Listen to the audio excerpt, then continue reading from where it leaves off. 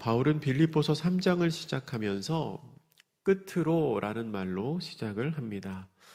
이것은 이제 다른 주제로 넘어가겠다는 것을 의미하는 말입니다.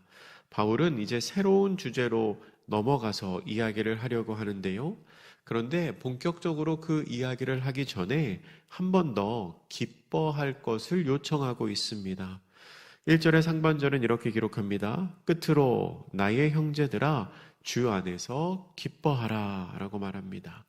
이 기뻐하라 라는 말 앞에 주 안에서 라는 표현이 붙은 것은 빌립보서에서 여기에 이제 처음 나오는 건데요. 주 안에서 기뻐하라. 이것은 참된 기쁨의 근거가 세상적인 자랑거리에 있는 것이 아니라 오직 주님 안에 있다는 것을 의미하는 것입니다. 오직 주님 안에 참된 기쁨이 있습니다. 그래서 우리는 주님 안에서 기뻐해야 합니다. 주 안에서 기뻐하라고 거듭 강조하는 것이 바울에게는 수고가 아닙니다. 1절의 나머지 부분을 읽어드립니다. 너희에게 같은 말을 쓰는 것이 내게는 수고로움이 없고 너희에게는 안전하니라. 아멘. 바울은 빌립보 교회를 위해서 같은 말을 반복하는 것을 번거로운 일로 생각하거나 아니면 귀찮게 생각한 것이 아니라 오히려 즐거운 일로 생각을 했습니다. 그리고 그러한 권면이 그들의 영혼을 안전하게 보호하는 방파제와 같은 역할을 한다고 말합니다. 다르게 표현하면 믿음의 권면을 잘 들을 때에 우리의 영혼이 안전하다는 것입니다. 우리는 다른 사람에게 믿음의 권면을 잘 할 수 있어야 합니다. 특별히 우리의 자녀들에게, 사랑하는 성도들에게 잘 할 수 있어야 합니다.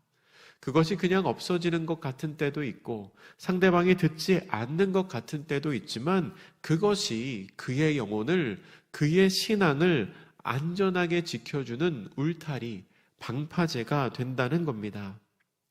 그 후에 바울은 할례를 받아야 구원을 받는다고 가르치면서 복음에 대적하는 유대인들을 경계해야 함을 말합니다. 2절 말씀입니다. 우리 2절 같이 읽겠습니다. 시작. 개들을 삼가고 행악하는 자들을 삼가고 몸을 상해하는 일들을 삼가라. 아멘. 유대인들은 이방인들을 개라고 멸시하며 불렀습니다. 유대인들이 이방인을 그렇게 불렀다는 겁니다. 그런데 여기에서 개라는 단어는 헬라어 원어를 찾아보면 들개를 이야기합니다.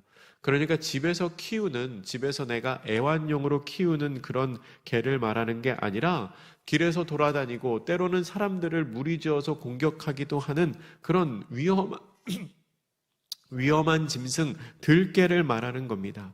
다르게 표현하면 같이 살 수 없는, 함께 존재할 수 없는 존재들을 의미하는 겁니다. 그런데 바울은 이방인들을 개라고 말하는 유대인 율법주의자들이 오히려 개들이라고 표현을 하는 겁니다. 그러니까 유대인들이 이방인들을 개라고 불렀는데 바울은 개라고 부르는 그 사람들이 진짜 개 같은 존재라고 말하는 거지요. 바울이 개들 그리고 행악하는 자들이라고 부르는 사람들은 이방인들이 구원을 받으려면 구약의 모든 율법을 따라야 하고 특별히 할례를 받아야 한다고 가르치는 그런 유대인들이었습니다.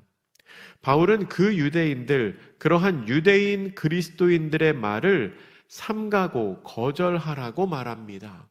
그들의 가르침은 잘못된 가르침이었기 때문입니다. 그러면 그러한 유대인 율법주의자들, 유대인으로서 그리스도인들이 된 사람들은 왜 그렇게 말을 했을까요? 왜 율법을 지키고 왜 할례를 받아야 구원을 받는다고 가르쳤을까요?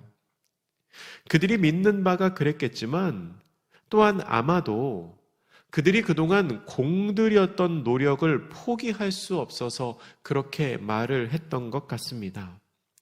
이 유대인 율법주의자들은 그동안 율법을 지키는데 굉장히 많은 수고와 노력을 쏟았습니다. 여러분, 율법대로 사는 게 얼마나 힘든 일입니까? 그런데 그 율법을 다 정말 잘 지키면서 살기 위해서 최선을 다했다는 겁니다.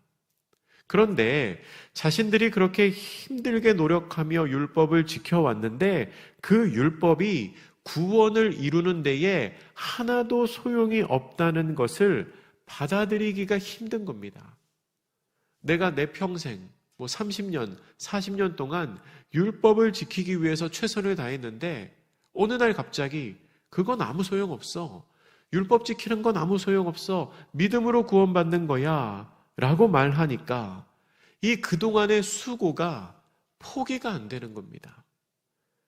예를 들어서 이렇게 예를 드는 게 어떨지 모르겠지만 그냥 예를 드는 거예요. 이 자리에 계신 여러분들 중에 아마 평생 새벽기도 해오신 분들 많으실 거예요. 주일 새벽에도 이렇게 나오시는 거면 아마 굉장히 오랜 시간 동안 새벽기도 하셨겠죠. 그런데 어느 날 어떤 분이 새벽기도 30년 40년 해봐야 소용없어. 하나님 하나도 안 기뻐하셔. 그렇게 말한다면 이게 얼마나 좀 서운한 이야기가 되겠습니까? 근데 유대인 율법자들의 주의자들의 마음이 그런 겁니다. 내가 내 평생 율법을 지켰는데 구원받는데 율법은 아무것도 필요 없어 라는 말을 들으니 이게 포기가 안 되는 거죠. 그래서 다른 사람들에게 이렇게 말하는 겁니다. 구원받으려면 그래도 우리가 한 정도는 해야지. 우리가 율법을 지킨 정도는 지켜야지. 최소한 할례는 받아야지. 우리가 어떻게 메시아를 기다렸는데, 우리가 어떻게 수백 년 동안 그 율법의 전통을 지켜왔는데 최소한 이 정도는 해야지. 어떻게 이 정도도 안 하면서 구원을 받겠다고 말하는 거야? 라는 심정으로 다른 사람들에게 권면하는 것입니다. 마치 이단에 오래 있다가 이단이 잘못된 것을 알면서도 깨달았으면서도 빠져나오지 못하는 사람들과 비슷합니다. 이제 그 이단이 틀렸다는 거 내가 알겠는데 근데 그동안 그 안에서 들인 시간과 노력이 아까워서 못 나오는 사람들이 실제로 있습니다. 내가 그곳에서 10년, 15년 젊은 시절을 다 헌신했는데 지금 와서 그것이 틀렸다고 말하면 나의 삶 전체를 부정당하는 것 같아서 그런 느낌이 들어서 포기하지 못하는 사람들이 있다는 겁니다. 그런데 그렇게 유대인 주의자들을 향한 자신이 맞다고 주장하는 그들을 향한 바울의 대답은 이것입니다. 3절 말씀 우리 같이 읽겠습니다. 시작. 하나님의 성령으로 봉사하며 그리스도 예수로 자랑하고 육체를 신뢰하지 아니하는 우리가 곧 할례파라. 바울은 굉장히 역설적인 대답을 합니다. 할례를 받아야 구원을 받는다고? 이 할례를 받아야 구원을 받는다는 사람들을 속칭 할례파라고 불렀거든요. 근데 바울은 그들을 향하여 뭐라고 말하냐면 아니야, 우리가 진짜 할례파야 그렇게 말합니다.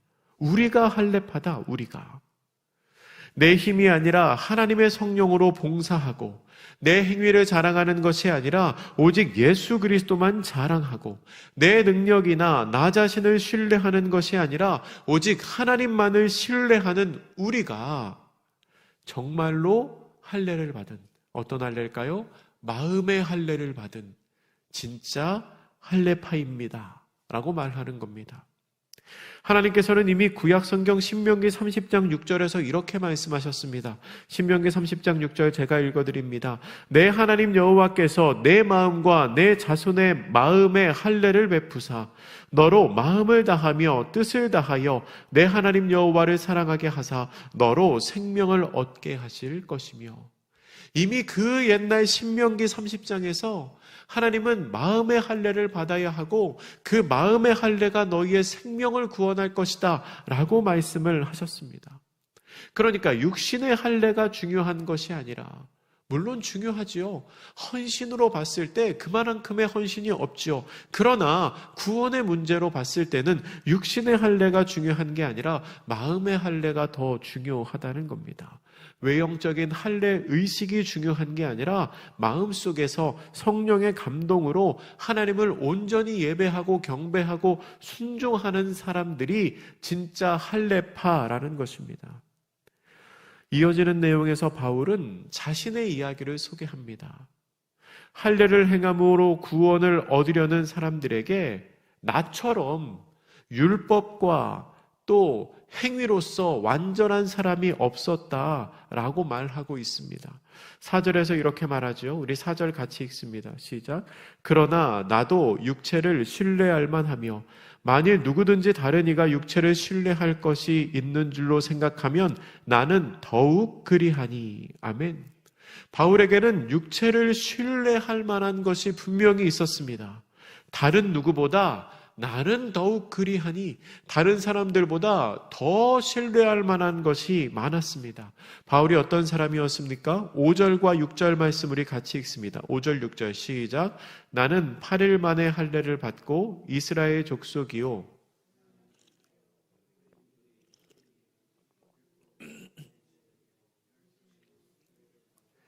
율법의 의로는 흠이 없는 자라. 아멘. 바울은 나면서부터 유대인이었는데요. 그런 유대인들 중에서도 가장 권위 있는 유대인에 속했습니다. 또한 스스로 이루고 스스로 노력으로 말미암아 성취한 업적도 바울만한 사람이 없었습니다.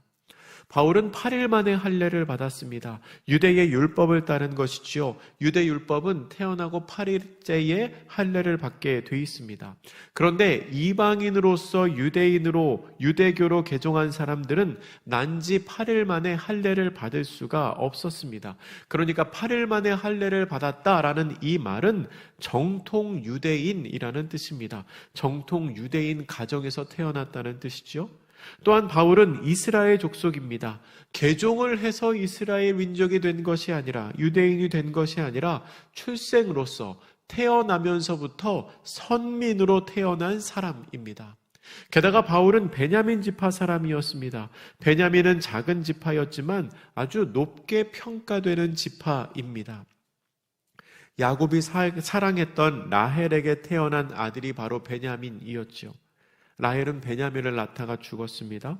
그런데 베냐민만 유일하게 약속의 땅에서 태어났습니다. 그리고 이스라엘의 초대 왕이었던 사울이 베냐민 지파였고요. 예루살렘 성과 예루살렘 성전이 베냐민 지파의 땅에 있었습니다.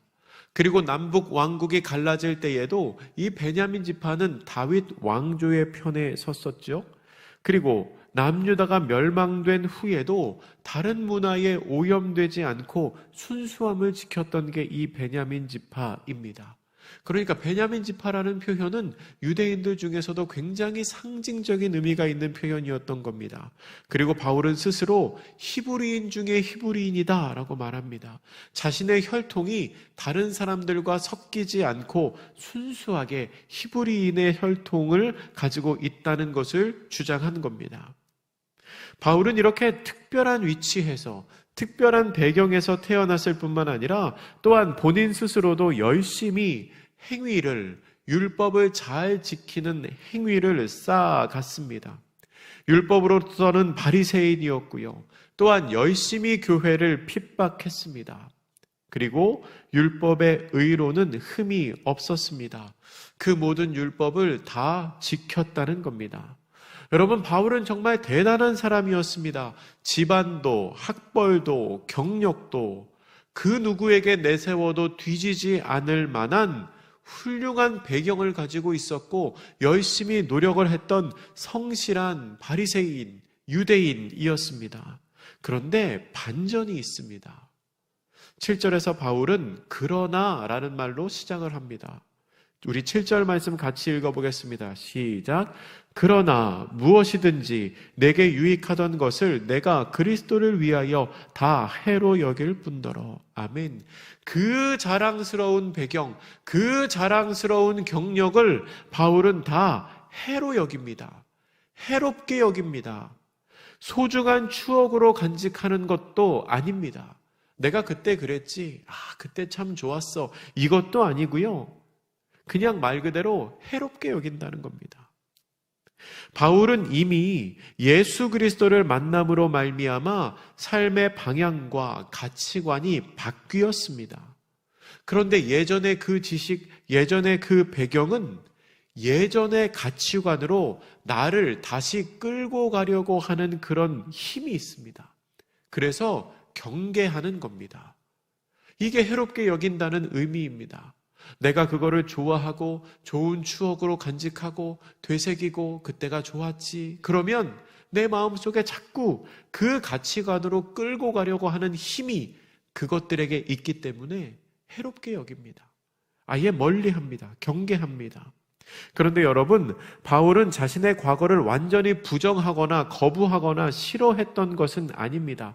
가끔 이렇게 신앙생활 하다 보면 회심한 이후에 회심하기 전 자신의 과거를 이제 막 싫어하고 미워하고 부정하고 그러신 분들이 있는데요. 바울은 그렇지는 않아요. 이것을 해롭게 여기지만, 그러니까 경계하지만 때로 바울은 그것들조차도 복음 전파의 도구로 사용하고 있습니다. 바울이 바리새인이었을 때 쌓았던 수많은 성경 지식을 예수님을 전하는데 사용합니다. 내가 이 성경 지식은 바리새인이었을 때 공부한 거니까 그거는 다 소용없어. 나 그거 사용하지 않을 거야. 그게 아니고 그 지식으로 복음을 전하지요. 그때 공부했던 어학 실력으로 이방인들에게 복음을 전합니다. 그리고 바울은 로마 시민권자였거든요. 그 로마 시민권을 가지고 결정적으로 전도 여행을 할 때 귀하게 요긴하게 사용을 합니다. 그러니까 내가 하나님을 알지 못하고 예수님을 알지 못했을 때 나에게 주어졌던 그것들도 하나님의 일을 위해 거룩하게 사용될 수 있다는 거죠. 그리고 여러분 8절과 9절 말씀이 중요합니다. 8절 9절 말씀 같이 읽겠습니다. 시작. 또한 모든 것을 해로 여김은 내 주 그리스도 예수를 아는 지식이 가장 고상하기 때문이라. 내가 그를 위하여 모든 것을 잃어버리고 배설물로 여김은 그리스도를 얻고 그 안에서 발견되려 함이니 내가 가진 의는 율법에서 난 것이 아니요 오직 그리스도를 믿음으로 말미암은 것이니 곧 믿음으로 하나님께로부터 난 의라. 아멘. 바울이 그 모든 것, 그 좋은 배경, 그 좋은 지식을 아낌없이 포기할 수 있는 이유가 있습니다.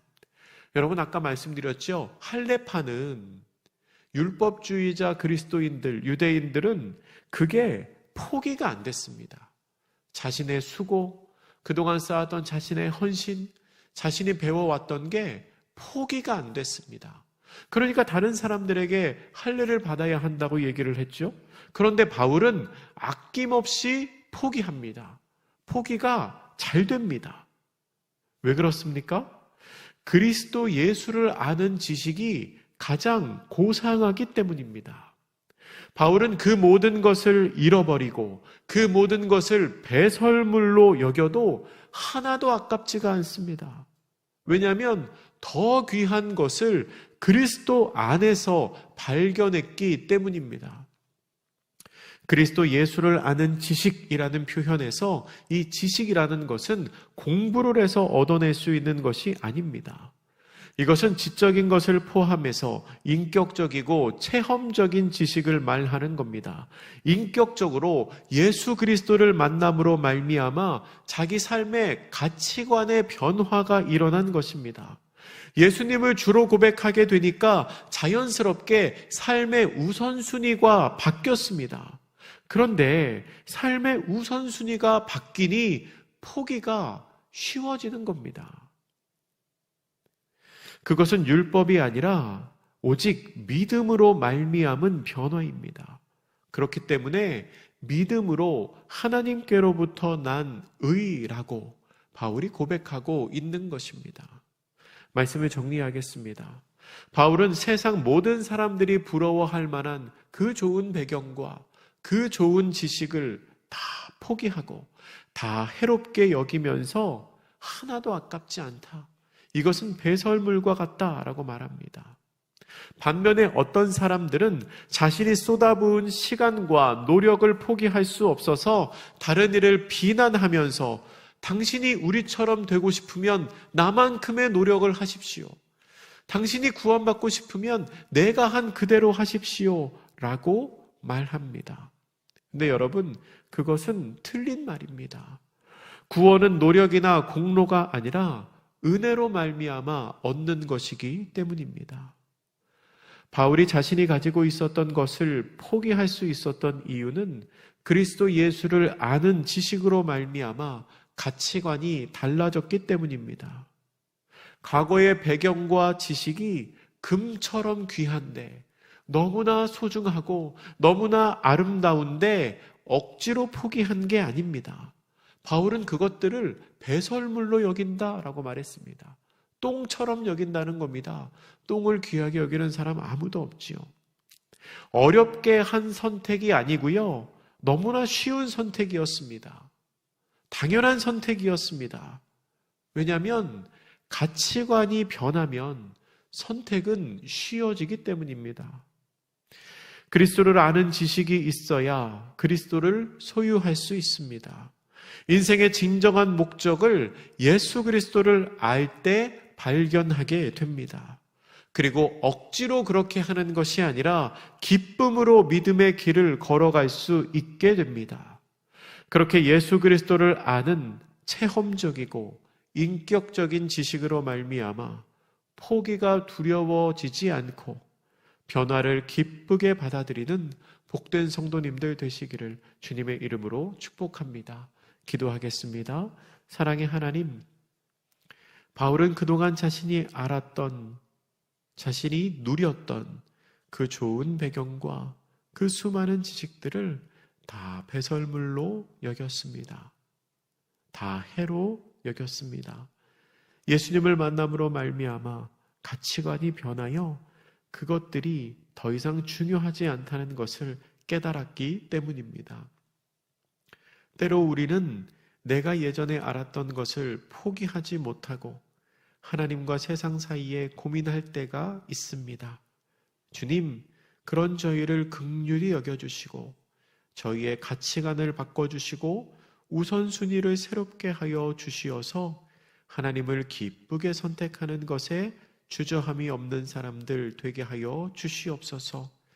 포기하는 것이 두려워지지 않게 하여 주시고 오직 예수 그리스도의 지식으로 말미암아 살아가는 우리 모두가 되게 하여 주시옵소서. 감사드리며 예수님의 이름으로 기도드립니다. 아멘.